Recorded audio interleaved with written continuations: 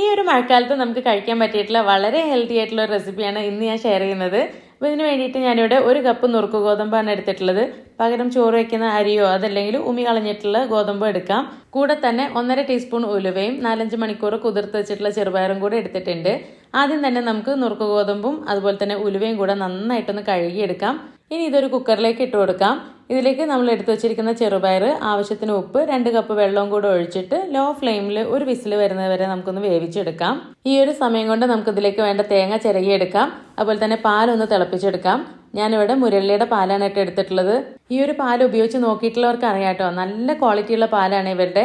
അപ്പോൾ നിങ്ങൾ മുരളിയുടെ ഏതെങ്കിലും പ്രോഡക്ട്സ് വാങ്ങിച്ച് നോക്കിയിട്ടുള്ളവരാണെങ്കിൽ നിങ്ങൾക്ക് ഒരു അടിപൊളി സർപ്രൈസ് ഞാൻ ഈ വീഡിയോയുടെ അവസാനം പറയുന്നുണ്ട് കേട്ടോ. ഇപ്പോൾ ഇതേ കുക്കറിന്റെ ആവിയൊക്കെ പോയിട്ടുണ്ട്. തുറന്ന് നോക്കിയപ്പോൾ നമ്മുടെ ഗോതമ്പൊക്കെ നല്ല രീതിയിൽ തന്നെ വെന്തിട്ടുണ്ട് കേട്ടോ. ഇതിലേക്ക് നമ്മൾ ചിരകി വെച്ചിരിക്കുന്ന തേങ്ങ ചേർത്ത് കൊടുക്കാം. അതുപോലെ തന്നെ പാല് കുറച്ചായിട്ട് ഒഴിച്ച് നന്നായിട്ടൊന്ന് മിക്സ് ചെയ്ത് കൊടുക്കാം. ഇത് ഇരിക്കുന്തോറും കട്ടിയായി വരും കേട്ടോ. അപ്പോൾ നമ്മൾ ആവശ്യത്തിന് പാല് ആദ്യം തന്നെ ഒഴിച്ച് നന്നായിട്ട് മിക്സ് ചെയ്ത് കൊടുത്തോളാം. അപ്പോൾ നല്ല ചൂടോടുകൂടി തന്നെ വാട്ടിയെടുത്ത വാഴയിലേക്ക് ഞാനിത് വിളമ്പുന്നുണ്ട്. കൂടെ തന്നെ കുറച്ച് ചുട്ടരച്ച തേങ്ങാ ചമ്മന്തിയും പപ്പടവും ഒക്കെ കൂട്ടി നല്ല പേരും മഴയത്ത് കഴിക്കാൻ അടിപൊളി ടേസ്റ്റ് ആണ് കേട്ടോ. അപ്പോൾ സർപ്രൈസ് എന്താണെന്ന് വെച്ച് കഴിഞ്ഞാൽ, നിങ്ങൾ മുരളിയുടെ ഏതെങ്കിലും ഒരു പ്രൊഡക്റ്റ് ആസ്വദിക്കുന്നതിന്റെ ഫോട്ടോ അവർക്ക് അയച്ചു കൊടുക്കുകയാണെന്നുണ്ടെങ്കിൽ ആഴ്ചയിൽ ഒരിക്കൽ തിരഞ്ഞെടുക്കുന്ന വിജയ്ക്ക് ഗോൾഡ് കോയിൻ സമ്മാനം ഉണ്ട്. അപ്പോൾ കൂടുതൽ ഡീറ്റെയിൽസ് ഞാൻ ഡിസ്ക്രിപ്ഷനിൽ കൊടുക്കുന്നുണ്ടേ.